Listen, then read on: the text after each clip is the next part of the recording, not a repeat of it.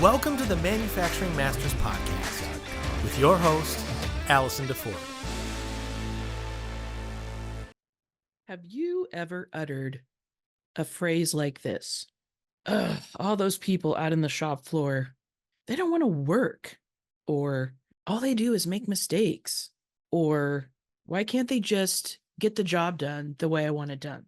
You may be laughing to yourself right now, but this is usually a symptom of a bigger problem.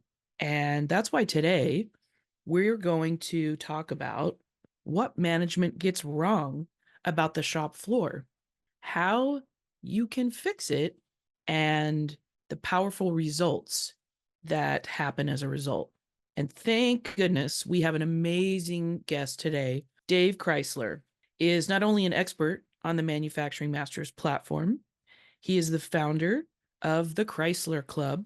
If you're not already familiar with the Crysler Club, I highly recommend that you check it out. He is helping manufacturers shift from working in your business to working on your business, and in a very specific way. He's also a podcast host of the Everyday Business Problems podcast. So if you would like 3 things that you can do to improve your culture and your KPIs and fix that problem that you feel like you might have with the shop floor, this is the episode for you. I can't wait to dive in. Everybody, here we grow. Well, we have a real pro with us today for many reasons, not just the fact that you're an expert on the podcast, expert on the platform, got that wrong, and the fact that you're a business owner helping manufacturers, but you're also a podcast host. And so, you know, this is like we're getting all the expertise today, kids. So Dave, welcome. I'm so excited to jump into this topic. Yeah, thanks so much, Allison. Excited to be here with you and excited to record this show. And yeah, ticking all the boxes today. So I'm excited. Let's get into it. Let's do it. Well, you know, one of the things that I love that you talk about is helping manufacturers shift from working in their business to working on their business.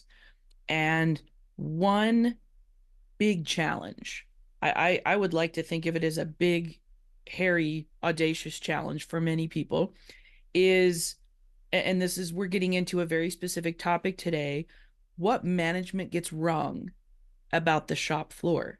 And I think what we will uncover for people listening or watching this is the getting out of your business, right, and working on it to fix this problem.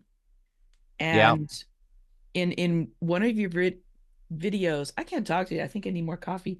In one of your videos on the platform, I think it's my favorite, you bring up this really great point, this question, I should say. And so here's the question.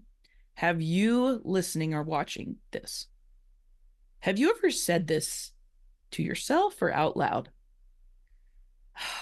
All these people out on the shop floor, they don't want to work. All they do is make mistakes. They don't listen. Or I think they're lazy. Any other fill in the blank here, Dave, that you want to throw, chime in? They all fall in the same bucket. And I think it really just stems from this kind of frustration, because when you're in that ownership spot, when you're in that, kind of leadership spot, all you're really trying to do is pull people along with you and, kind of get people to go towards the goal. But what I've come to realize is that, and I was guilty of this for a really long time. That's how I learned this stuff. I was the one that made the mistakes and learned the hard way. And it's really, how I try to share lessons today. It's, it's from that place of I messed this stuff up for the longest time. But it's that frustration, because that's all you want. That's all you want out of your team, is to bring people along on this journey with you. But where we fail is that kind of articulating around. It's like, we've been thinking about this thing for so long that we just jump right to here's how we're going to do it. And it's going to be so awesome. And everything's going to be great. And all of our people are like, whoa, let's just back the bus up here for a second, dude, because what about this? And what about that? And so it's like this battle that ends up happening. So it's like, it stems from that frustration, I feel like, on both sides, right? Because Yep. From the leadership perspective, sure, we can say those types of things like, man, why can't Joe and Susie just come in, get their stuff done and go, why do they always got to give me, flack about this or that or this decision? Why can't they just do what I need them to do? And they're out there, Joe and Susie are out there saying the exact same thing about you. That's, that's the ironic part. And, so I share that because when I come into an organization and you start to have these conversations, a lot of times I start out on the shop floor because that's kind of where you get the most of the meat. And then you can filter in and kind of layer in what, what leadership, what ownership, kind of what everybody is trying to say. And a lot of times I feel like that's really my job, break down that barrier, build that bridge and say, here's what each one of you are saying. You guys are both trying to do the same thing from different perspectives. And what we're not doing is listening to each other. We're not kind of owning the things that, have maybe gone wrong in the past or that we made a mistake on. And that's when stuff really starts to, kind of move the needle forward.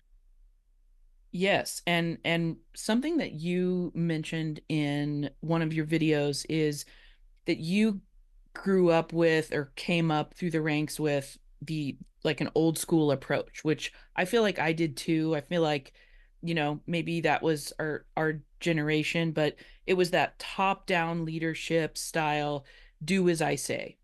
Yeah. Yeah. And anything you want to say about that or how you've seen things change in terms of a newer, better approach?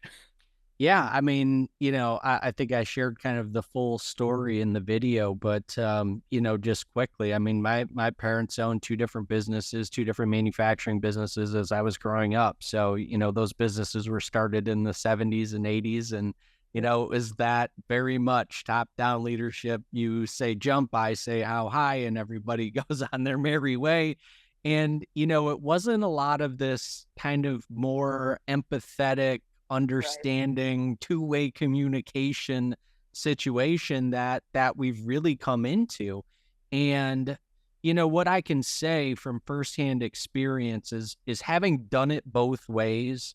You catch what is that saying, you catch more flies with honey. It's like it really is true. And while it may feel or seem counterintuitive and uncomfortable, the reality of it is that, by and large, right, most people, they do just want to come in. They want to contribute. They want to be recognized for those contributions.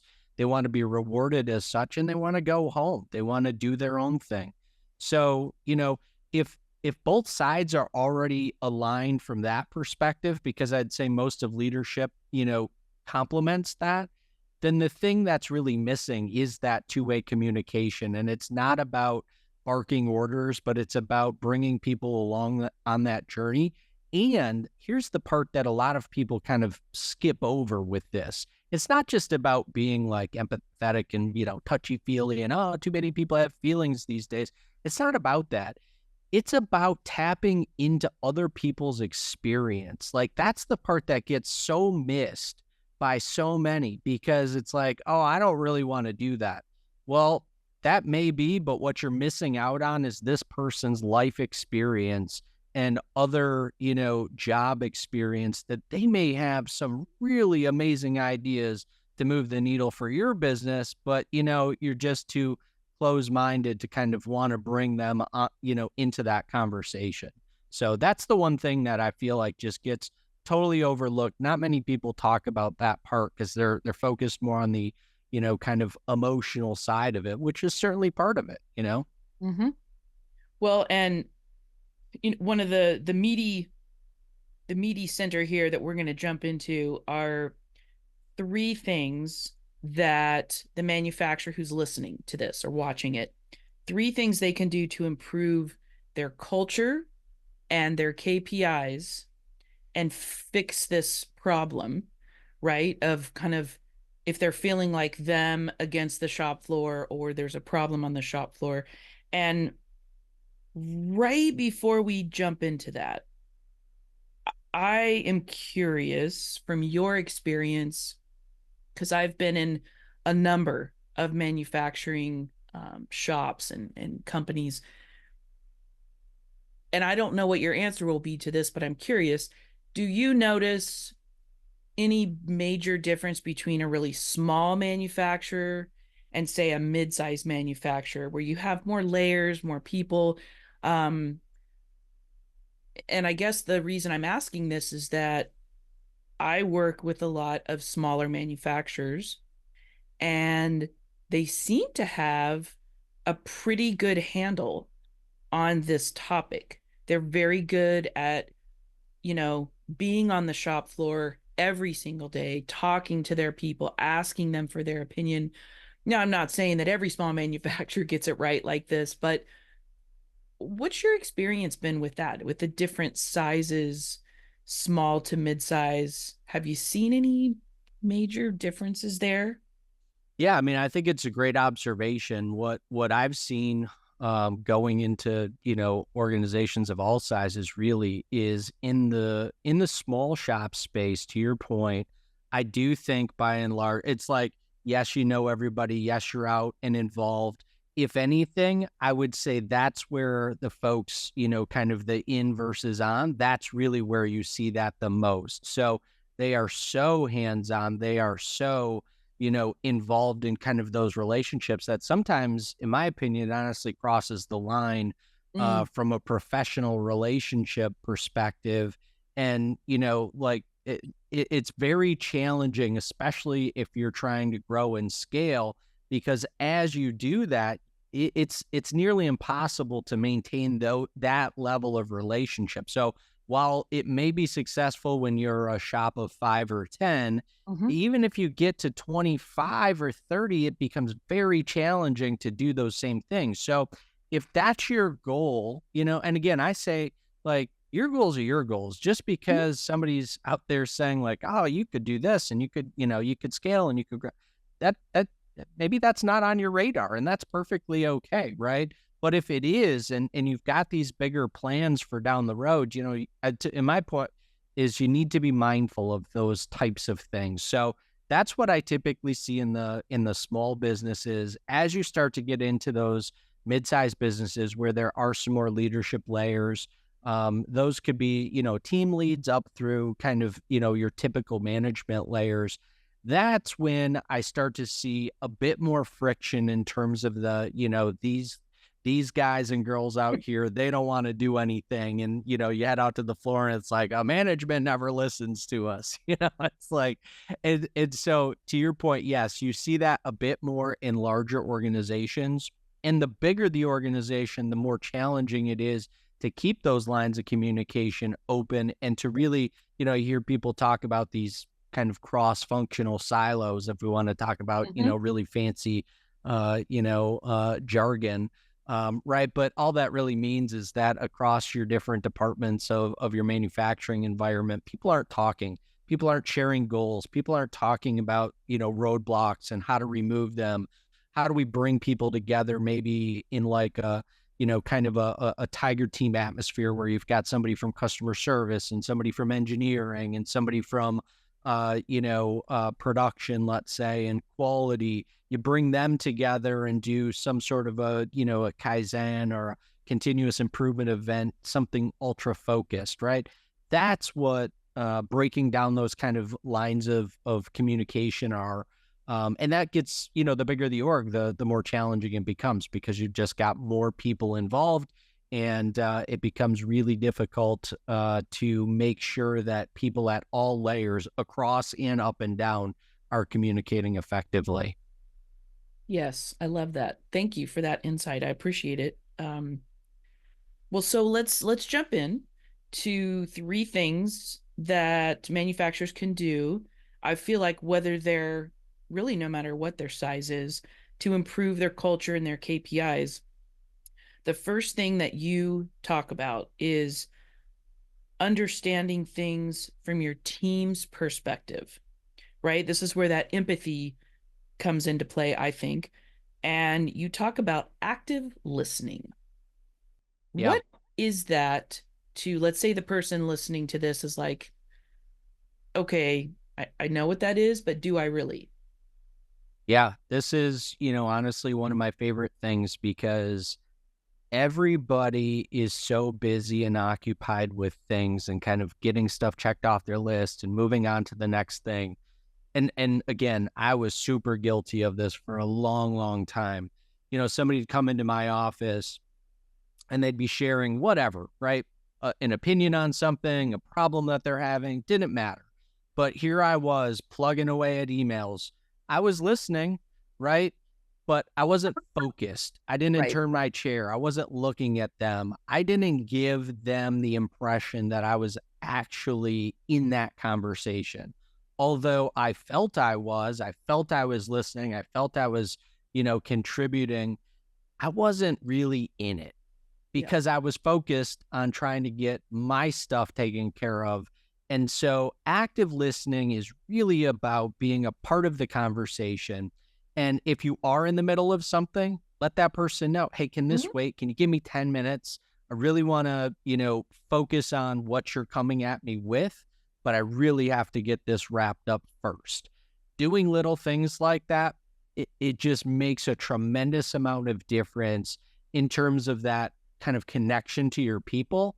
And it's not like you don't have to really go out of your way to do it, right? It's just about you as the leader actively making a decision to say, I know that this is important to them, even if it might not be high on your particular radar for whatever reason, right? Making that decision and being really engaged in that conversation, it will make a tremendous difference in your culture if you continue to do that over the long term. Yes. And, that made me think of something really quick. I learned this recently from I think it's a psychologist. And I call it, I can't remember what she called it. So I'm just going to make up my own name. But it's your belly button direction. Yeah. So, and I have caught myself doing this so many times since I learned this. If you are really listening to someone and you're really engaged, right? That active listening, your belly button is turned toward them. Yeah. And it made me realize sometimes where I'm kind of turned, and I'm trying to like leave or get away, or I really don't, I don't feel I have the time right then, or I don't have the time. And it's like, oh my gosh, I am not actively listening to this person because my belly button is halfway to the door. Yeah. So just a little something in terms of like, I feel like little triggers are good to help us with that kind of mindset reset. Yeah. No, And so that's a paying great one. attention that which way's your belly button focus so that you'll Yeah. know if you are actively listening or not. And another thing with number one, with active listening and understanding things from your team's perspective, you mentioned talking about the 5 whys. Remind our listeners why that's important. What does it mean? How do you do it, and why does it help? Yeah. I mean, the 5 whys is really an exercise in kind of root cause analysis. And it's about understanding, what's really going on. And, again, some people will tell you, oh, it's 5 whys. You have to ask why 5 times. Sometimes it's 3, sometimes it's 7. The whole point is that you're not just, kind of actively engaged, but you're really trying to dig and understand, like, what is going on? Are we really talking about the problem? Are we talking about a symptom that we're seeing? And a lot of times, again, especially when you're not kind of accustomed or within practice of, really digging at things, a lot of times we're just treating symptoms, and it's like, You hear leaders talk about, every day's a fire drill and I run from fire to fire. Those are symptoms. You are battling symptoms on any given day basis. And until you start to ask those why type of questions and really uncover what's happening, you're going to continue to kind of fight those symptoms instead of extinguishing the fire, or actually, right? Like the goal of all of that is to prevent it.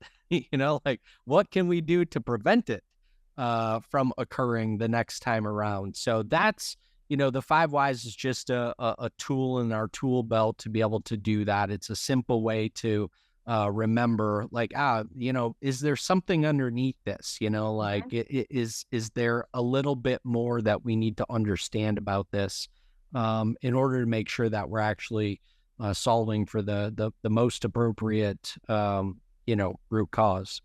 Yes, getting to the root. I love that. And I think it's important to note, and I take this from something I learned from you as well, just because you're talking to these folks doesn't mean you're engaging them. And that brings us to the second key thing you can do is engage your team. So if you're listening right now and you're scratching your head going, well, I'm talking to them. What do you mean I'm not engaging with them? Making sure they feel heard.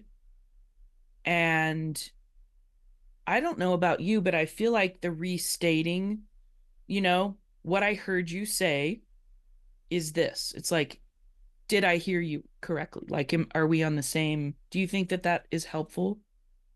Yeah. I mean, at the end of the day, again, people want to feel heard and contribute, right? And so one of the things they'll tell people, this happens a lot of times, like during some type of continuous improvement event. So I talked about like a Kaizen event earlier, and that ends up, kind of creating a bunch of different ideas, right? Because we're trying to solve a problem, or maybe we're just trying to, increase efficiency with something, but it generates a lot of ideas. And what ends up happening in a lot of these types of situations is that we start to rule things out pretty quickly. It's like, oh, that's not going to work. Oh, we tried that, 6 months ago. That didn't really work. And what we are, again, unintentionally doing, right? I didn't realize I was doing this when I kind of knew, like, oh, no, we already did that. Don't you guys remember? Like, what I was actually doing is shutting people down. And so what I had to learn how to do is, in a situation like that, and again, you could apply this just doing kind of a management by walking around, right? You could do this on a morning tour of the floor. But what you have to do is sometimes you have to try things, even though you are convinced it's not going to work. That's totally okay, because it's not about, is that going to move us forward? It's about making people feel like they're a part of that journey. So they're contributing. Maybe this thing didn't work. Maybe that sparks another idea from another team member. Maybe it sparks another idea for that team member. Maybe it just gets that wall broken down just a little bit more every day, because, like positivity and feeling heard and being a part of the team, all of those things, you talk about, those couple of people that maybe aren't going to fit in long-term because it is just a personality. Those things are detrimental for those types of folks, right? That long-term kind of constant barrage of positivity and engagement and like, hey, how can we do this? Do you have any ideas for me today? Are you running into any issues on your piece of equipment? How did that last make ready go? Boy, it looks like we're really cruising on this job. How are we able to run so efficiently on this order versus that other order, right? Asking and engaging and having those kinds of conversations, but again, taking it that next step further, really being present for it, and then, given the opportunity, being able to actually do something with that information. It's game changing for people, because they feel like, oh, wow, I'm actually being listened to for like the first time, like I'm not just getting kind of blown off. I'm not just, Hey, how's the weather? Nobody really cares about me here. It's just Right. another day. And, How are all you? of those types of Fine. things. Yeah. Yeah. It's Yeah. that like mindless, and I think you're right. I think for some folks it will be the first time in their career that they actually feel they've been heard, Yeah. and somebody's considering what I said. They're considering my idea. Um that's really important. And as we both know, the people on the shop floor have a ton of great ideas. They really do. And Yeah. why we forget sometimes to tap into that, like you said, I think we either get in a rut or we get too busy. And again, that's part of our process, which we'll talk about more in a minute, but it's I think it's a symptom, Yeah. and we have the ability to change it. So, and I think another point that I learned from you is don't be afraid to delegate to your team. That is a way to engage them. Yeah. So what is that like? Maybe an example or two. Somebody says, okay, well, I delegate to, the my shop floor, my manager. Like I trust him or her with, you know, all kinds of stuff. How do I delegate to the guy over there running that CNC machine? Like how do we do that? Yeah. I mean, first I'll start off by saying the kind of number one challenge with delegating, that at least from a feedback perspective that I hear is, well, it's just easier for me to take care of it. Right? It's more work for me to delegate because I've got Guilty. to follow up, and I've got to make sure it gets Yep. done, and it'd just be easy. And while that may be true for one, kind of particular instance, a one-off, the reality is, right, the amount of time and kind of energy that you invest in delegating, you will get back, right? 10x, 20x. It depends on how often that thing needs to be done. And so if you invest the time on the kind of upfront cycle, and let's say you have to do that 5 times, right? But this is a task that gets done every single day. Well, at the end of a quarter, you've already made your investment back, by a multiple. So yes, delegating definitely takes work. You need to follow a framework to delegate effectively. And what I would say in terms of if you want to start, right, look for something that is obviously related to their kind of typical work process or workflow. I mean, in your example with somebody running a CNC machine, maybe there's something, kind of consumable / inventory related that we could delegate, right? Maybe a cycle count, maybe, maybe just drafting up kind of a requisition for a consumable. And maybe if that goes well, then we expand it. So it's not just for that person's, piece of equipment, it's for their department or for their work cell. And then we continue to expand on that as we see, that person is doing what we expect. The other thing in terms of, I'll go back just quickly to the kind of how I started this.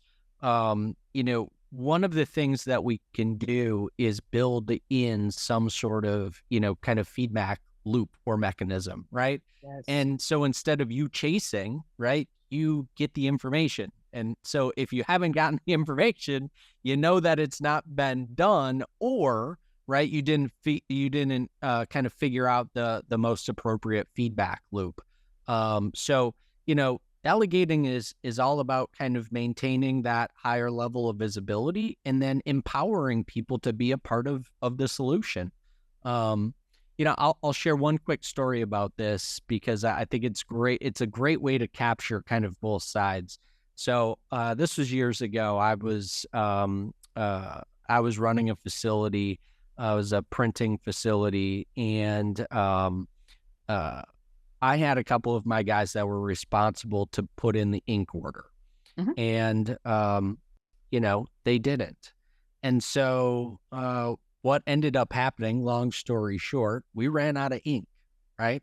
Now, probably not real great that a printing company ran out of ink. And typically, that would be on relatively quick supply. But because of this particular company, because of how we ordered, the ink wasn't going to be in until the end of the week. So we basically had about a 3-day lull of no ink. And so obviously we had backlog, we had all kinds of issues, right? But the result of that was I shut production down. I sent everybody home because we had no ink. That was the result of it, right? We had people that were responsible to do that task. They had been delegated that task. They were doing it. They were doing it correctly for, a period of time. And it was overlooked and not done. That was the result of it, right? So it's very much, I share that because it's very much like a two-way street of how this stuff works, how you can bring people along. And then, just like if I would have made that mistake, right? Like, here's the real impact. Here's the real result of that, from a productivity standpoint, from all the things. And we had to, kind of make it up over the weekend. And, nobody lost hours or anything, right? Like, we just shifted the stuff.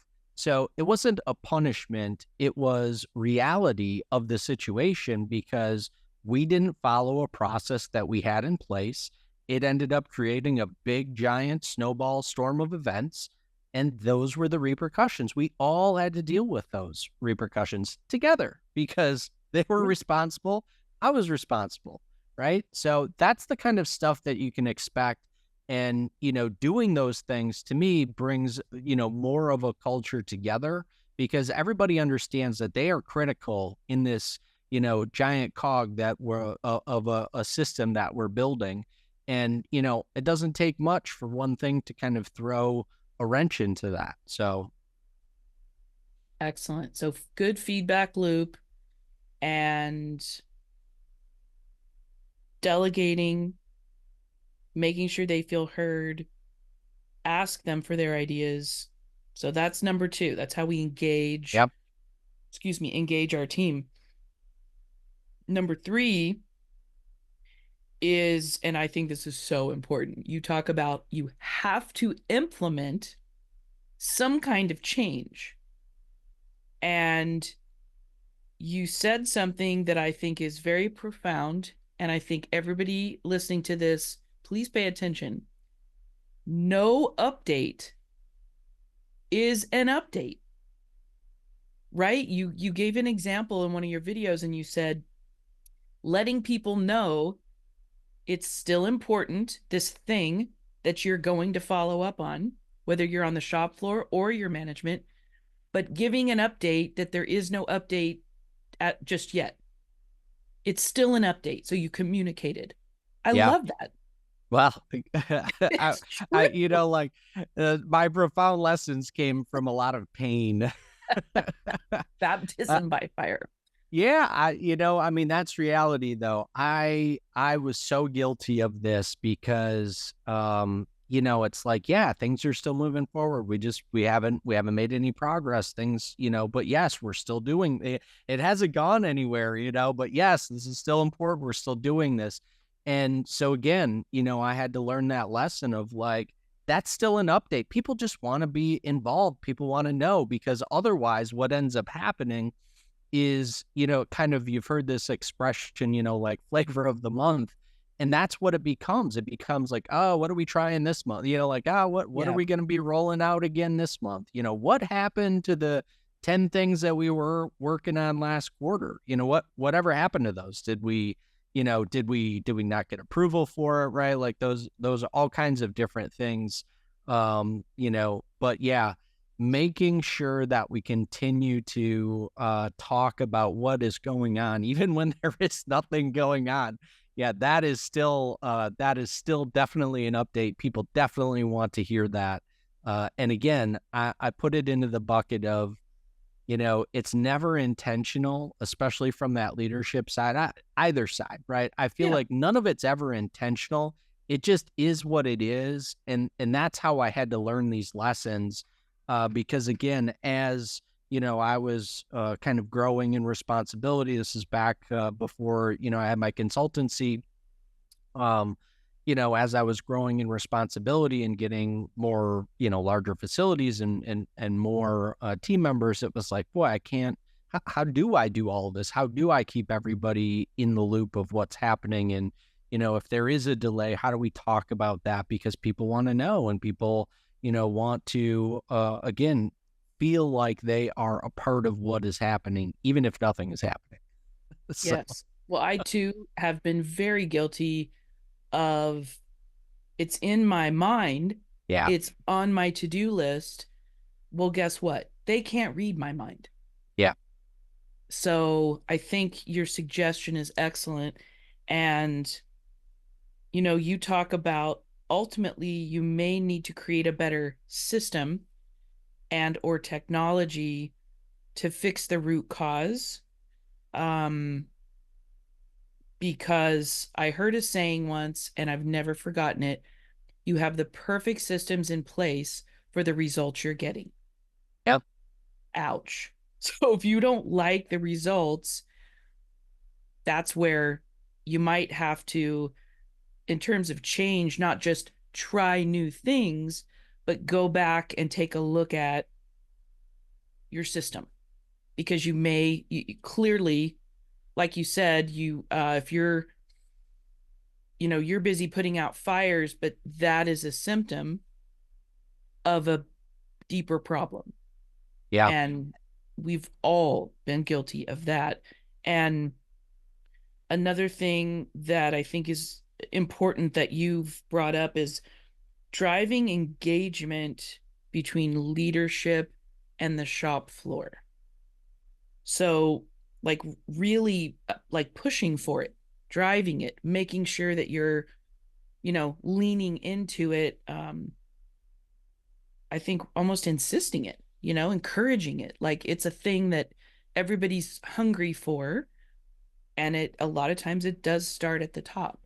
So as management or leadership, you know, keep that in mind and quickly, because we need to wrap up here. And one thing that I learned from you is you said, for example, in terms of your systems processes, when was the last time you did a process audit? Most people would look at each other, scratch their head, and go, have we ever done one? Or like, I think it's been a really long time. that's the way we've So always done it. yeah, yeah. So really asking those hard questions, you know, hey, maybe we need to slow down for a minute and just do a quick audit and get a feel, like really understand. And and you also talk about looking at your KPIs Yeah, because the numbers, I think I heard this in the movie Hidden Figures and I absolutely love it, but she's like, the numbers don't lie. And again, that can be an ouch, but at least it'll allow you to fix it, right? And yeah, and to make those necessary changes.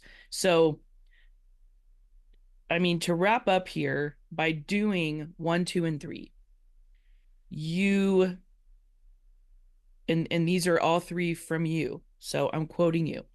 You will improve communication, you will impact your culture, which is huge, long-term effects, and you will impact your overall financial KPIs. So this is going to affect everything from the top down, out. And I always say this affects your customers too, right? yeah. Because I talk a lot, obviously, about marketing because that's my main world. Marketing happens from the inside out. And I feel like culture, processes, attitude, empathy, same thing. Inside out definitely affects your customers. It's, you know, what's happening inside is affecting what happens outside. Oh, yeah. Yeah, I couldn't agree with that more. I mean, one of the things that I love to do for people when we're talking about this specifically, but you know, it's more of a challenge for folks in the leadership and ownership you know, roles. but, secret shop your company and you will be shocked. Yes. Guarantee you will be shocked at the experience. And it all stems from to your point, it all stems from what is happening internally. If there's no communication internally, if people aren't feeling like they are empowered to deal with customer problems, right? If your customer service folks have to go through 4 layers of, kind of authorization to take care of something simple or, credit something back or whatever the case may be, right? You need to recognize what that feels like as a customer experiencing your company for the very first time. And you need to recognize that in today's day and age, it does not take much for bad customer service experiences to spread like wildfire. And, most people that I'm interfacing with have not done that ever. They've never done that. And that to me is shocking because you want to understand, what are people experiencing when they come and do business with us? That to me is critical because, to your point, without that piece of information, right, it feels very one-sided in terms of why are we doing all like why are we doing all of this stuff in here?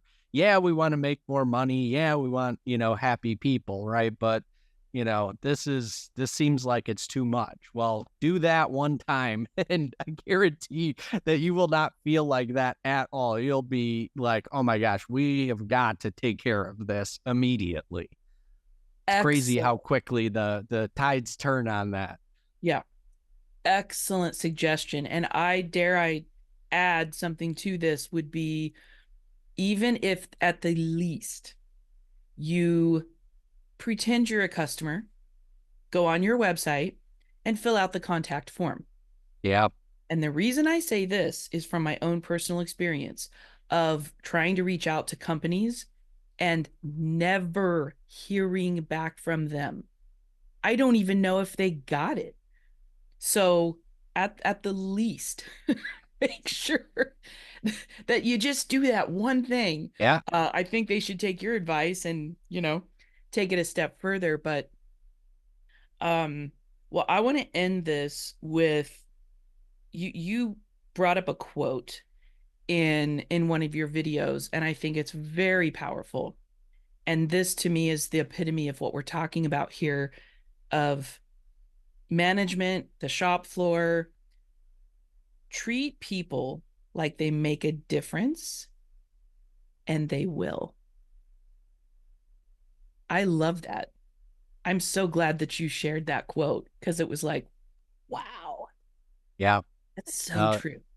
It is. And again, I wish, I wish looking back on my leadership journey that I would have learned a lot of these lessons earlier on in life.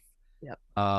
But, I'm thankful that I did make the mistakes I did because it really allowed me to see, kind of both sides of the coin. And I had somebody, ask the other day as kind of like, why don't more people want to change? Why don't people want to do this stuff? And, the reality is kind of the comfort of the known, right? The comfort of today, even when it's on fire, right, is still more comfortable than the unknown. It's the familiar fire we know. Yeah. It's like, well, I know it's burning, but it's mine. I own it. It's okay. I know what to expect. And that comfort, and again, it's okay, right? But if you really want to be out there and doing amazing things for your customers, for your people, if you want to be talked about in a light, both internally and externally, this is the pathway to do that. I've not found any other pathway to be able to do that and to make the impact that I want to for people, right, in a positive way. And so for me, that's really what it's all about. I love that, I made so many mistakes because it allowed me to reflect on doing it one way and learning a much better way, to not just enact change, but to drive results and really positive results for the people inside the organization and externally being our customers. So it's been a lot of fun. Fantastic. Well, I would just say anybody listening to this or watching, if you are not already connected to Dave Chrysler on LinkedIn, first and foremost, please do that. Dave, you're just an amazing human, and you're a lovely speaker as well. I just listening to you, I could talk to you all day. And I just really appreciate you spending some time with us and sharing your wisdom. Yeah, thanks so much, Allison. Tons of fun. And appreciate you having me on.